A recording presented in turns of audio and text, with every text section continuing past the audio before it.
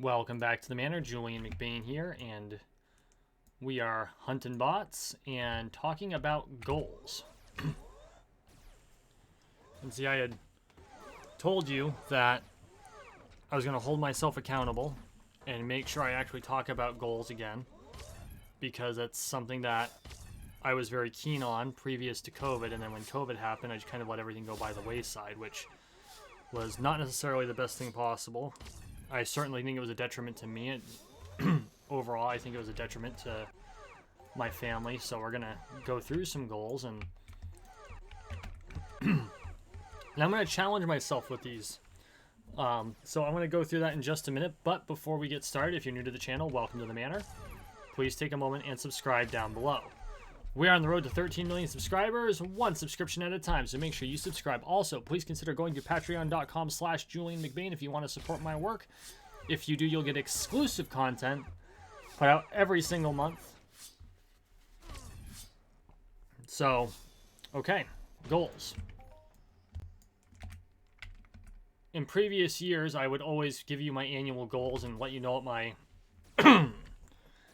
where I had accomplished them and where I had fallen short. And then COVID happened, and there was a whole mess of shit that happened in 2020, and so they kind of fell by the wayside because for the most part we were all kind of like not able to do anything at all, and I did not see the purpose in having a set of goals when there was no possibility of achieving them. And there is some wisdom in that, but at the same time it's a really fast way to become really fucking listless, and that's essentially what happened.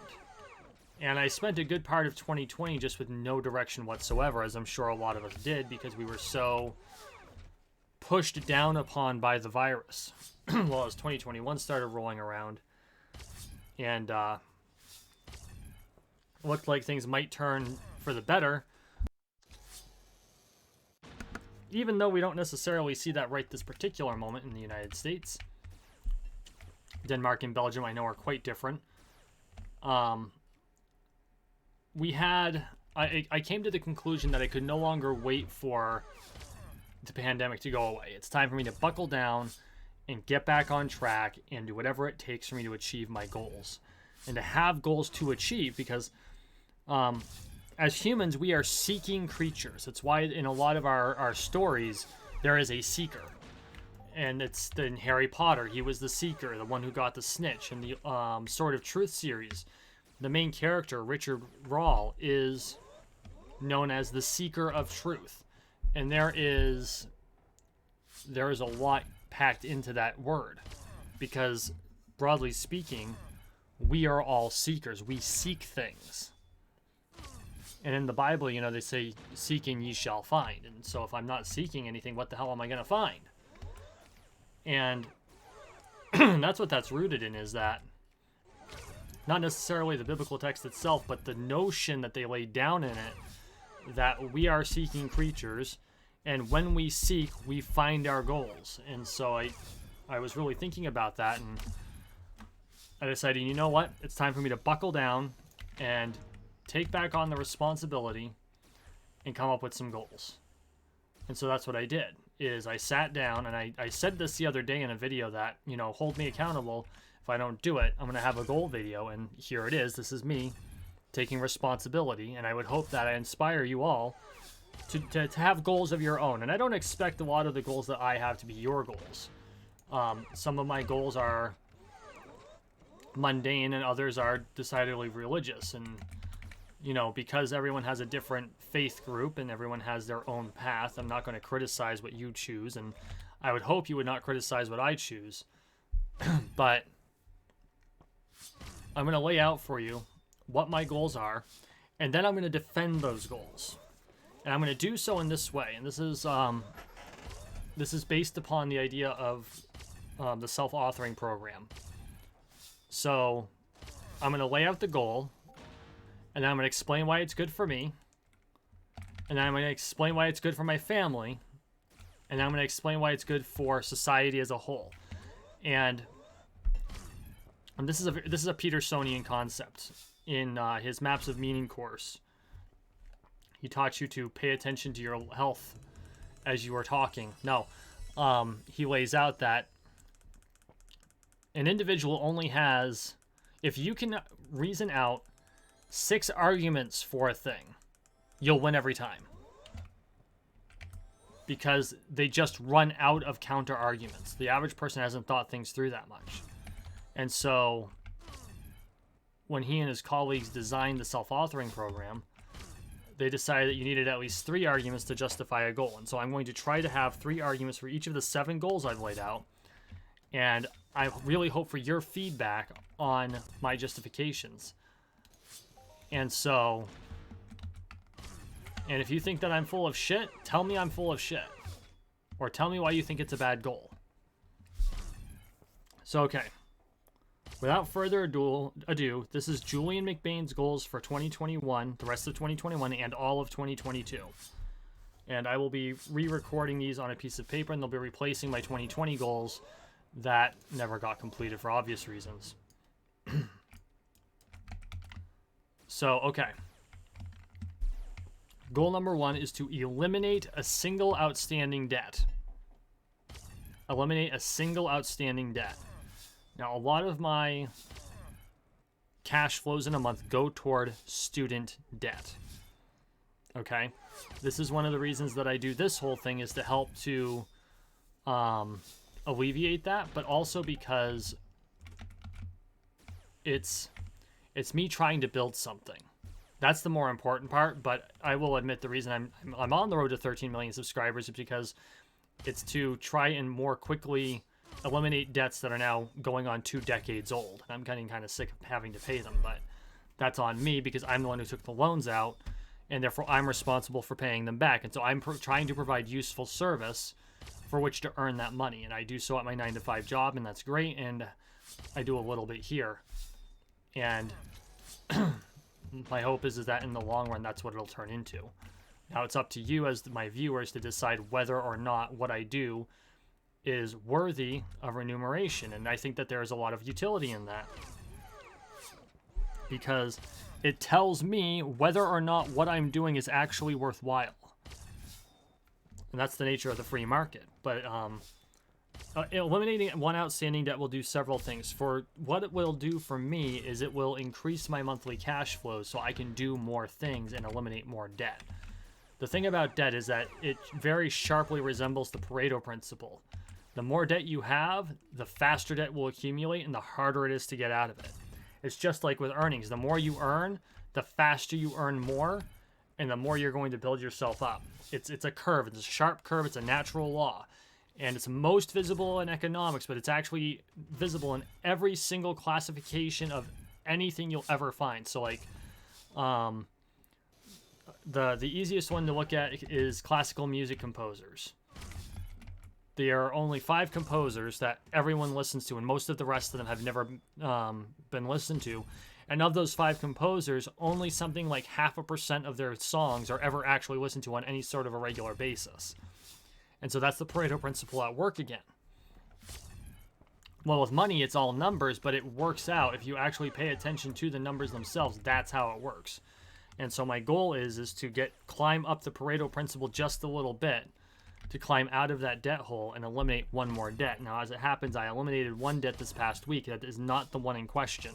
I have to eliminate a second one. And I was thrilled when I was able to eliminate the one that I eliminated this past week, because it had been a thorn in my craw. But it didn't account. It accounted for a material part of my cash flows, but not a huge part of my cash flows. And so that debt was actually due to mature, meaning it would be paid off in 2022, February of 2022. The next one I'm looking to pay off, if I make the regular payments I'm making now, they would be paid off in 2024. My goal is to have it paid by the end of 2022. And I've got a strategy for that. And that would be very beneficial to me, because that will relieve a large amount of cash flow and make paying the other debts I have off much faster. And of course, that comes into question, how does that help my family? Well, I think that's pretty obvious, because the more cash flow I have, the more I can provide for my family, the better life I can give them, and the better off we are as a whole family unit. You know, maybe we can go to a couple of extra activities after the whole COVID thing is over. You know, maybe I can bring my son to a water park or to something else he enjoys doing, or even to laser tag, which is something that he really enjoys. And so that's the easy one, because when it comes to a person's finances, it's not just good for the person, it's good for everyone in their family and often many people in their network. Because then they'll be in a position, if someone's in trouble, that they can provide assistance if assistance is needed. And so that's the reason for that. And how does that help society? Well, that's a good question, is how could me paying off debts benefit society? But there's actually more to it than that, because we are a society largely sunk into debt. We are a debt society, especially the millennial generation, the generation I'm a part of. We have pretty much come into our own as debt serfs, for lack of a better term. And I know I'm getting kind of into the politics of things here, but I don't really give a shit at the moment. And part of it was us, and part of it was what we were told that was factually incorrect. Now, but I'm still responsible for taking care of the debts that I did incur, even though the debts were incurred on a false premise. And it'll help society because there's one more person taking responsibility for himself and paying off the debts that were accrued without trying to rely upon any other source. And that's not any other source, but without trying to pass the debt off on society as a whole, or trying to say that just because I was given bad information, just because I was conned, doesn't mean I'm not responsible for the results of that accepting the con. And I think that the more people they have that accept that, the more we can inculcate that attitude back into our culture, because it's gone away. It has gone away, and that, I think, has been to our detriment. And so that is, in my opinion, probably the best thing that will do for society. My second goal is to achieve 1,000 YouTube subscribers and 5 total patrons. And so what will that do for me? Making 1,000 subscribers, and I'm going to break this down into 2 pieces, because because I put these in the same goal, because in my opinion, even though this is kind of a 2-part goal, they're related to a single thing, and that is the YouTube channel experience. And so I think that's true. So basing it off of that particular premise, what it'll do for me is the 1,000 subscribers will allow me to monetize, which of course will help to positively affect the first goal. So you see, these goals are not in a vacuum. On top of that, it will allow me to increase my expanse in the algorithm, so I'm more visible, because 1,000 subscribers makes a huge difference. And it'll mean that I'm providing something meaningful to the people to subscribe to me, because it means that there's more people coming. And how will this help my family? Well, it will bring another cash flow into the household, which will help alleviate any times of stress, which thankfully don't come very often for my family. We were working all through COVID, which had the potential to be a major source of financial stress. And we actually stressed out that we would be shut down. But as it happens, with one exception, everyone in my family is an essential worker. And so because of that, we could have gone through some significant hardships, and as it would happen, that was not, Providence happened to keep that away from us. And so I'm not going to complain about that, but it made it very real that could be the case. And I want to insulate my family from that ever being a problem again. And is that going to happen by just having 1,000 subscribers? No. But it's a major step on the road to being 100% self-sufficient, which I think is desperately necessary. And 5 total patrons is the same thing, is that it will, for the family and for myself, it'll bring me on that road of self-sufficiency so that we don't ever have that problem again. And I'm going to continue producing more exclusive content, more things for the patrons, to make it worth the while of those who are patrons. And that's how it'll help society, because it helps those who decide that they want it because it provides them with something that they enjoy. Which in today's, right now, having enjoyable entertainment, even if it's a moment's distraction from all the shit that's going on, I think is very useful. I think there's utility in that. And I tend to wane philosophical, and so I'm hoping that you find wisdom in the things that I say, and that will help society too, because if you share out what I do and what I say, then maybe someone out there, maybe only 1% of people, will find a morsel of truth or a morsel of wisdom in what I say, but it sure as hell beats zero. And so that's how I believe that can help society. The third one, and here I'm going to tap into something I generally don't talk about. This is the religious aspect. Read one chapter of the Bible daily.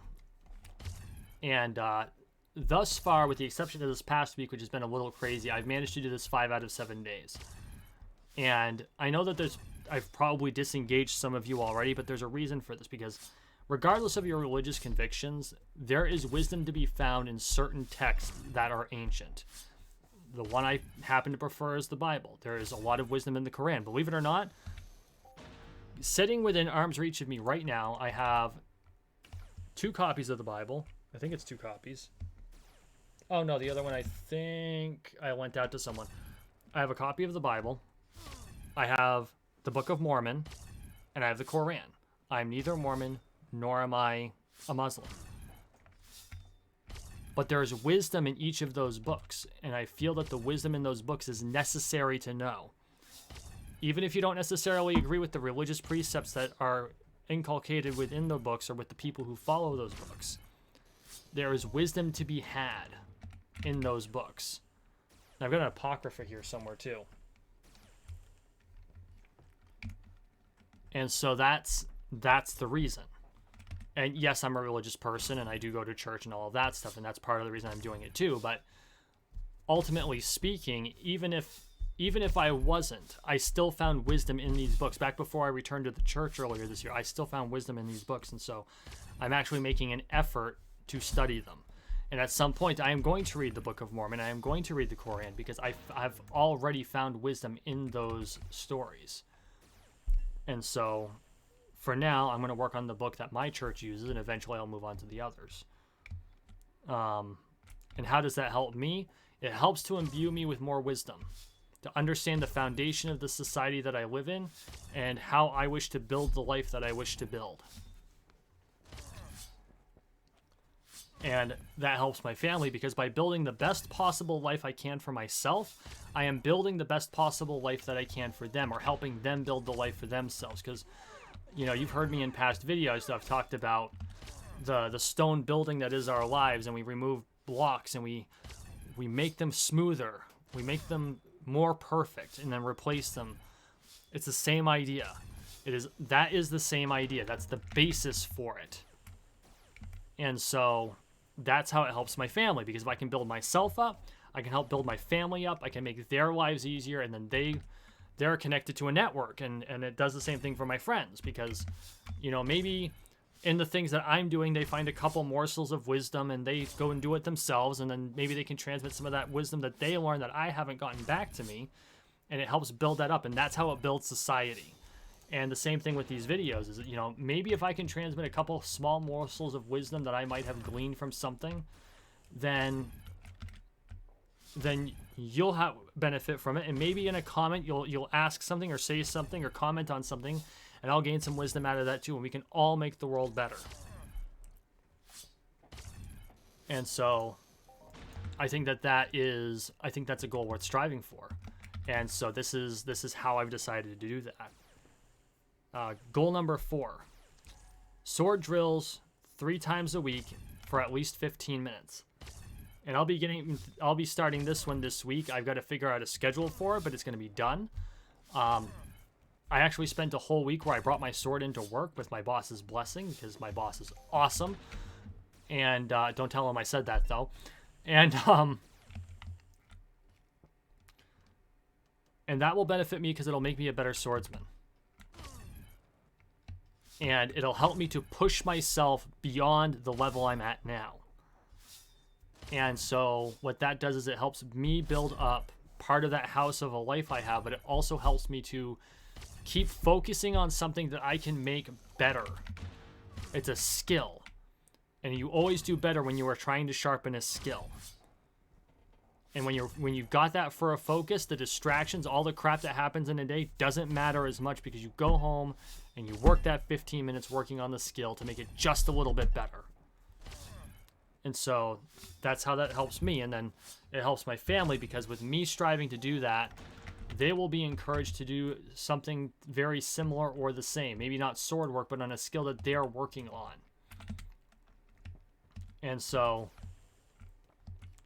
there's definite utility. And what that'll do is, as a great example, that will help to provide the example for my son,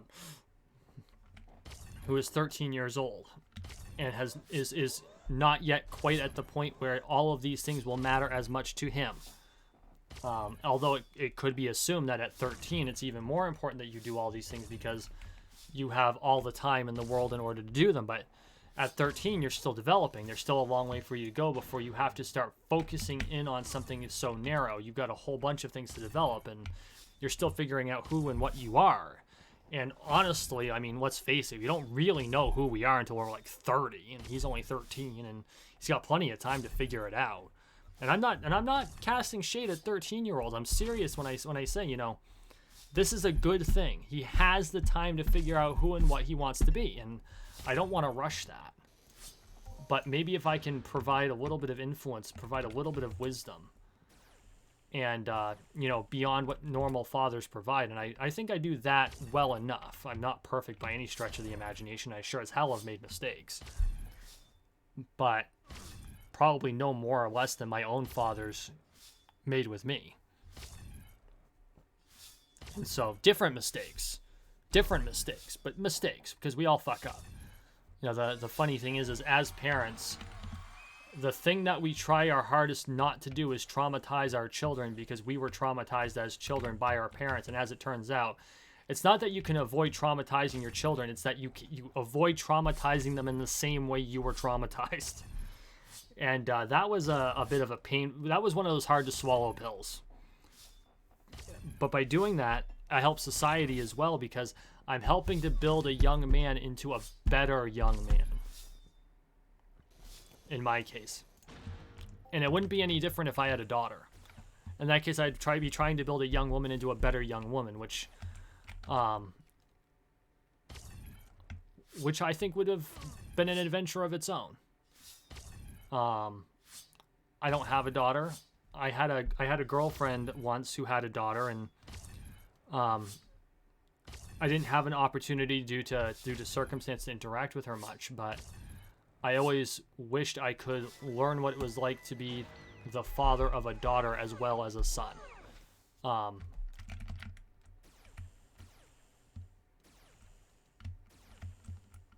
Frankly speaking, though, I think I'm likely far better of a father to a son than I ever could be a daughter, because I'd be a pushover. I admit it. Anyway.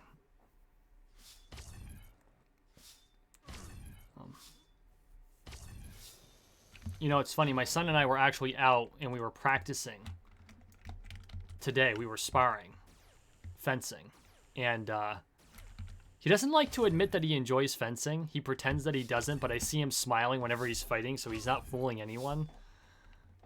The little shit actually did better than I did at the defensive drill. So what we did is I designed a drill where you set a clock, and the idea is that you have to defend. One person has to defend themselves for 2 minutes, while the other one only attacks for 2 minutes. So the purpose of the drill is to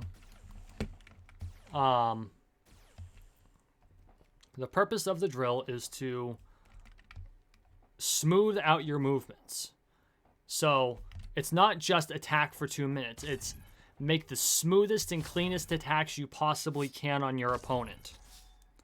And on the flip side, the defender is not just to knock away the sword, but to make the cleanest and smoothest parries you possibly can. And so that's the purpose of it. And you spend 2 minutes on it, and then you take a 2 minute break, and then you swap. And And my son and I were just out there, and we were having a blast with it. And I lasted roughly 1 minute and a half, 1 minute 45. And he went, I finally got blade on him in the last 3 seconds. Like, I hit him, he said good, alarm went off. I'm like, ah, the little puke.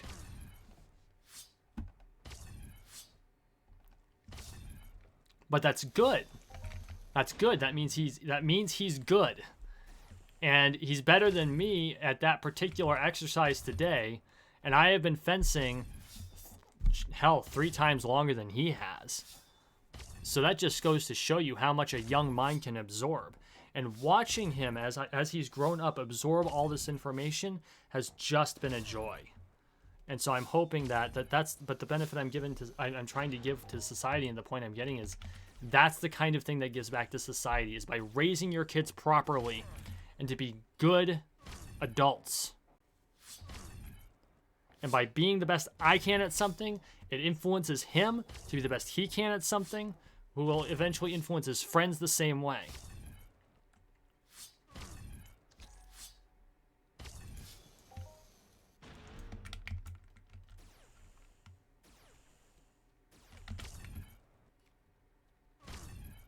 I'm really proud of him, the way that he beat me today. Okay, moving on. Because I could talk about my boy all day long. Don't ever tell him I said that. He's going to watch this video because I'm sure he can hear me through the wall. But don't tell him I said that. Goal number 5. Read 16 books or listen to them via audiobook. This benefits me because one should never stop reading. You need to read. You need to learn. Every book you read has some morsel of wisdom in it. If it's fiction, it's probably got archetypes that speak to your soul. If it's nonfiction, it's information you should have. These are all very important, and I recognize that now. In 2020, I set out to do 25 books, but I've been taking on bigger and more complex books, and so trying to cram 25 books into that length of time, I think, is unwise. And so I've decided that 16 is a proper number. It's still a square, and I like squares. And so my goal is to read 16 books or listen to them via audiobook. And how does this help my family? Well, by me being wiser, I can be a better father to my son. I can be a better child to my parents. And who knows, maybe I will locate a companion to spend my life with, and that will benefit her as well. And if she has kids when we meet, then maybe it'll benefit her kids as well. And it all rolls. And then, other people in my network will gain from the knowledge that I accrue. And that's how, again, you help society. We're going to get our asses behind this rock.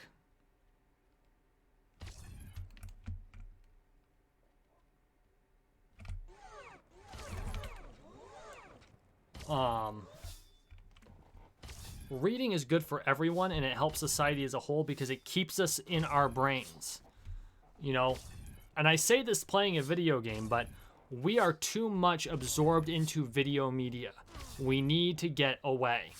And I'm serious about that. And I know I'm saying this playing a video game. Does that make me a hypocrite? Maybe a little, but because I'm doing the other things too, much less so than might otherwise be construed. And it's not as hard as it used to be, especially with Bluetooth integrated systems the way they are. You can put on an audiobook in your car on the commute back and forth to work. If your commute's at least 20 minutes, it's worth doing. And I wanted it to be more than 1 book a month. And so I chose 16. I felt that was I wanted it to be 1 book a month because there's 16 months between now and the end of 2022. And so that is my goal, is an average of 1 book a month. And so after finishing, in the last couple of months, I finished Beyond Order, 12 More Rules for Life, and then I re-listened to 12 Rules for Life, and now I'm listening to The Purpose-Driven Life, and my next book is probably going to be Maps of Meaning. I'm going to try to struggle through it because it's an extremely dense book, and the audio is 35 hours long. It's extremely tough, It's all graduate level psychology, and I need to challenge myself to make it through the whole book, because I've never been able to, and I've tried 2 or 3 times. It is dense work. And so yeah, 16 books. And I think that everyone should have a reading goal every single year. And if nothing else, 1 book a month, I think, is a reasonable minimal goal. Because, like, the average person might read a single book a year. The average CEO reads something like 70. I don't think it's that high, but it's a lot. It's an absurd number of books. And so yeah, that would be, I think, the other reason is to kind of build up the idea that we should be reading more. Goal number 6, complete the self-authoring program. The self-authoring program is kind of an autobiography. It costs a nominal amount, like $30 to purchase, and it's a set of exercises. And so you've got like past authoring and you've got future authoring, and I think there might be a present authoring as well. But like in the past authoring, you literally write an autobiography about yourself, and it's to help you process past difficulties and traumas. And I think that there is a lot of utility in that. I think I need that to help me to kind of rebuild myself, because I've gotten a long way since 2017 when I moved back to Vermont, and I set out on a quest to rebuild the shattered self that I was. But I wasn't shattered. I was certainly broken. But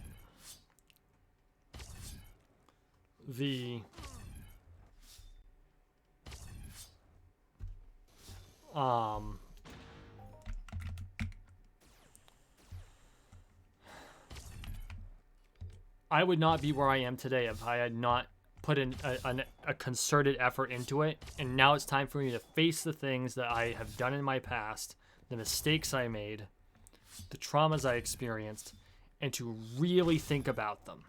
And I think everyone has to do that at some point. And I'm going to participate in the program. And after I do so, I may or may not decide to share that. I might make that exclusive content. I have not decided yet. It depends on what comes out, because I don't guarantee what's going to come out of that. And everyone is entitled to certain secrets about themselves. And so I think we'll see where that leads, but I'll let you know what the experience was like at the very least, because apparently this has helped many people. And there is no better benefit to society if we all participate in something that helps ourselves be a better self, because that's going to influence how we treat other people. And then this last one is also distinctly religious, and I'm going to go into it just a little bit, because I think this is going to help. In my opinion, this is going to argue the resolution of a gap. About a week and a half ago, I started a thesis, and the premise of the thesis was a biblical defense. No, that's not entirely true. I wanted to debunk the notion that the Bible is anti-LGBT. And I set out to debunk that notion. I've done a lot of research. I actually found a scholarly essay that set out to do the same thing and used other sources. And he had a long list of sources. I have not purchased his essay. I'm probably going to cough up the $40 for it, just so I can read what he wrote. But I want to do it after I finish writing my own, because the version I'm doing, he used a lot of outside sources, essays, things of that nature. It's a very scholarly work. It's very well researched. I can just tell by the documentation that it's well researched. But I wanted to do a strictly biblical defense of it, meaning, because this is where a lot of the ideologues go in. They will only take from the one source, and so I am using that as my basis. And I might change my mind as the project gets along, but I'm 7 pages in, and so far it has worked. And because the Bible itself is a library that cross-references itself 65,000 times within its own pages, going backward and forward. So it's very interesting. It's a very interesting phenomenon. But I was reading it and it just didn't make sense about why the LGBT community would be considered sinful in the eyes of God, who made everything, and going by that particular premise. And I understand that there are going to be people who watch this that aren't religious, or are atheists, or of non-Abrahamic religions, and I respect your faiths, and I've explored some of them, and I have found the one that is for me. And so, but I need to reconcile the gaps that are in that faith if I am going to be of completeness myself. And so I set out on this journey, and so I want to see where that leads me. And I've gone through a lot of work, and I'm 7 pages in, and it's been really interesting to do. And after that's done, and I'm expecting this to take the majority of the next 12 months, I want to present it to a panel, if at all possible. And completing the goal is not contingent on finding a panel that I would have to do this with, but I want to defend it before a panel of religious scholars or ministers who will challenge me on it, who will actually challenge me on it. And so it would be even better if they are people who hold the opposite viewpoint. And that'll help me, because it'll mean I completed something hard. And there is nothing more important than completing something that is difficult. And it'll help my family, because the work that I put into this will help us continue to defend that community as we have for 3 generations. It'll help society, because it'll reconcile the major it'll be a contributing factor, even if it's a small one, even if it only convinces 1 or 2 people, that doesn't matter. To reconcile that gap. And I think it's a worthwhile pursuit. And so yeah, these are my 7 goals for 21 and 22, and I think they're worthwhile, or else I would not have made them. And I hope that you accept my defenses, and I really hope that challenge me on some of them. Challenge me on all of them. Leave some comments to let me know what your goals are, or why you think my goals are stupid, or why you think they're smart. And I'm going to leave it at that. Thank you for watching. Thank you for listening. Please like, share, and subscribe down below. We are on the road to 13 million subscribers. 1 subscription at a time, so make sure you subscribe. And as always, everyone, I really appreciate the support. You know, it means a lot. And I'll see you in the next one.